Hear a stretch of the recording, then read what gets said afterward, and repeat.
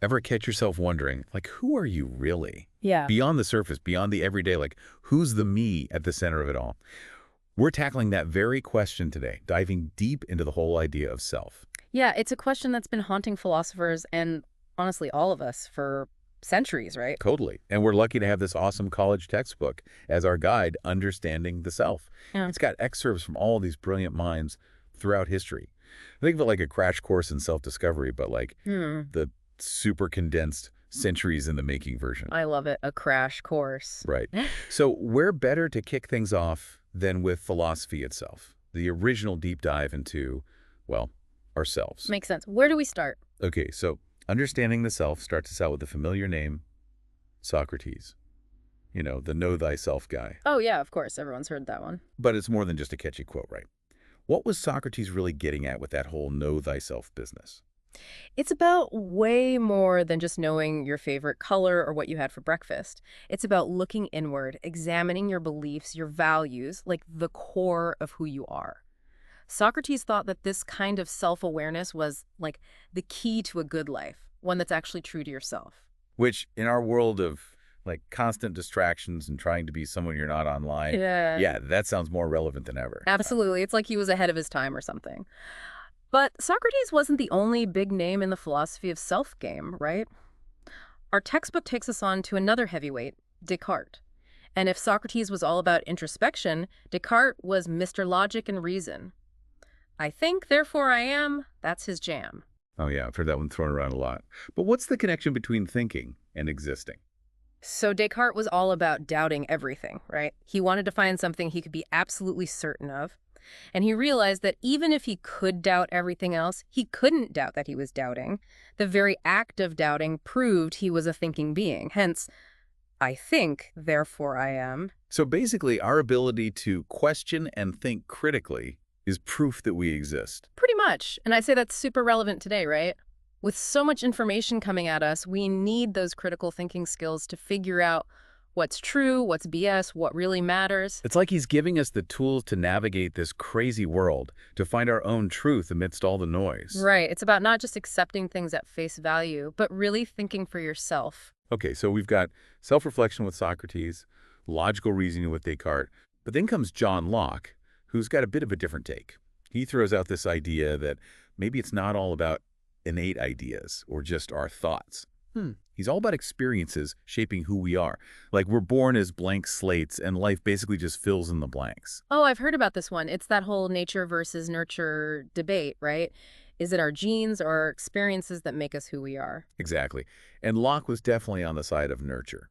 He believed that our experiences, the people we meet, the things we see, the stuff we go through, they all leave their mark and shape us into the unique individuals we become. It's like our lives are kind of like a giant tapestry, and each experience adds a new thread, a new color, a new texture. I like that. Okay, so we're starting to get a handle on this whole self thing, right? We've got self-reflection, we've got reason, we've got experience. But then David Hume comes along and kind of throws a wrench in the works. Uh-oh. What did Hume have to say? He basically says, hold on a sec, what even is a self? Like, is there even such a thing? Whoa, that's a bit of a head spinner. So what? He thought we were all just making it up, this whole self business? Kind of. Hume was a skeptic, meaning he questioned everything. And he argued that we never really experience a self directly. All we experience are these fleeting thoughts, feelings, sensations, and we just sort of string them together and create this illusion of a continuous self. So instead of a solid, unchanging me, it's more like a stream of consciousness, always changing, always flowing. Yeah, kind of like a river. The water's always moving, always different, but we still call it the same river. Hume thought the self was kind of like that. That's really making me think. So if there's no fixed self, then who are we, really? What shapes this ever-changing stream of consciousness? And that, my friend, is the perfect question to ponder as we move from the realm of philosophy into the fascinating world of sociology.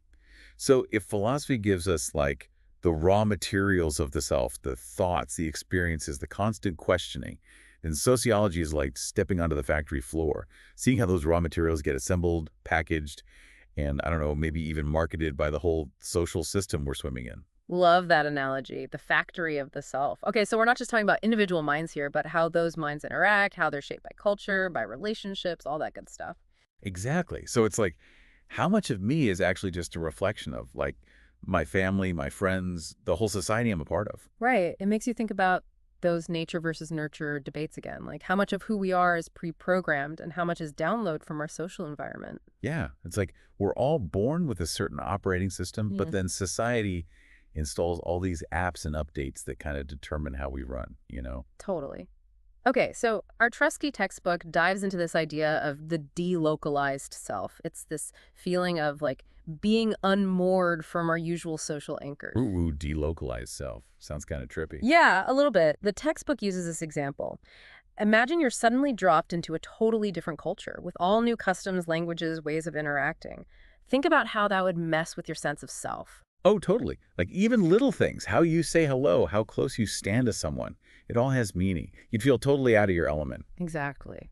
And in a weird way, our modern world is kind of like that all the time. We're constantly bombarded with new ideas, different perspectives, thanks to the internet and all. It's like we're all living in a constant state of cultural jet lag. Ugh. Yeah, cultural jet lag. I feel that. It's like you're never quite sure what the rules are anymore. Yeah. So if we're always adapting to new environments, new information, does a stable self even exist? Like, are we just chameleons, constantly shifting to blend in? That is the million-dollar question. And our textbook introduces this wild idea, the self as a necessary fiction. Whoa, necessary fiction. Yeah. Sounds kind of deep. So are we basically just making it all up as we go along? Not quite making it up, but definitely constructing it. Think of it this way. Yourself is like a story you tell yourself about who you are based on your memories, your experiences, your relationships. Ooh, so it's like we're the authors of our own lives, Yeah. writing and rewriting our own narratives as we go. Exactly. And just like any good story, there's going to be some embellishment, maybe a little creative editing along the way. We choose what to focus on, what to emphasize, what to leave out altogether. And importantly, other people can influence our stories too, right? They add their own interpretations, their own perspectives. Right. Like my mom might tell a very different story about my childhood than I would, Yeah. but it's still part of the bigger narrative, shaping how I see myself. Totally. And then there's this whole other layer in the mix now with social media and the internet and all that. Oh, yeah, that's right. We're not just telling our stories to our families and friends anymore. It's like we're all performing on this giant digital stage. Exactly. Our textbook calls this the digitalized self. The version of ourselves we create online through social media, online profiles, all that. And it's not necessarily fake, but it's definitely curated. Oh, for sure. Like my Instagram is definitely the highlight reel, not the behind the scenes bloopers.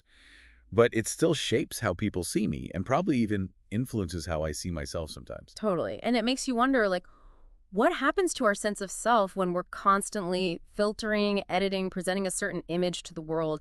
Is there even a real self underneath all that? It's like that age-old question. If a tree falls in the forest and no one's around to Instagram it, did it really happen? But seriously, though, it's a lot to wrap your head around. All this talk of external forces, social narratives, digital personas. Is there any room left for, like, the soul in all of this? Ah, you're tapping into that deeper yearning, right? That search for meaning beyond the material, the social, the digital. Exactly. Like, for all this talk of selves being constructed or delocalized, there's still a part of me that wonders about the deeper essence, the spiritual core, if you will. And you know what? You're in luck. Because that's where theology steps in, offering a whole other dimension to this exploration of the self. Okay, so we've Well, get ready for a different flavor. Because we're about to dive into the world of Hinduism and its concept of the Atman. Atman. Okay, that's a new one. What's the Atman all about? It's pretty mind-blowing, actually. So instead of a self that's, always changing or being molded by everything around it, imagine there's this eternal, unchanging essence within you. That's the Atman. So it's like the part of you that's always been there and always will be, no matter what crazy stuff happens in life. Exactly. It's the core, the true self that exists beyond all the temporary stuff, the thoughts, the emotions, even the physical body itself. That's wild, and it kind of reminds me of how some philosophers talk about a soul, something that transcends our physical existence. So is that what Hindus believe? Yeah. That we have this Atman, this soul that lives on after death? It's even more than that.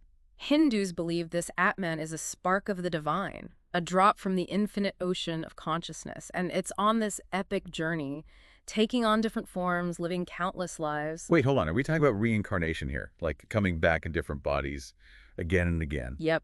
Samsara, they call it the cycle of birth, death, and rebirth. And the Atman, that eternal self, is the constant throughout it all. It's the thread that connects all those lifetimes. Wow, that definitely adds a whole other dimension to things. Yeah. It's not just about understanding who I am right now, but who I've been and who I have the potential to become over countless lifetimes. It's mind-blowing and kind of makes you think about the bigger picture, right? Totally. It makes you realize that this life is just one chapter in a much larger story. Okay, so we've covered so much ground in this deep dive. It's like we've gone on this whirlwind tour of the self, from ancient philosophers to modern sociologists, and now even exploring spiritual traditions like Hinduism. It's been a lot to take in, but also incredibly eye-opening. It really has so many different perspectives, so many ways of understanding this thing we call the self. I know. And I have to say, if there's one thing I'm taking away from all this, it's that there's no one right answer. It's more about the journey of exploration, the questioning, the constant learning and growing. I love that. It's not about finding this fixed final definition of ourselves, but embracing the mystery, the complexity, even the contradictions. Exactly. Because maybe that's what it means to be human, to always be evolving, changing, becoming. Beautifully said.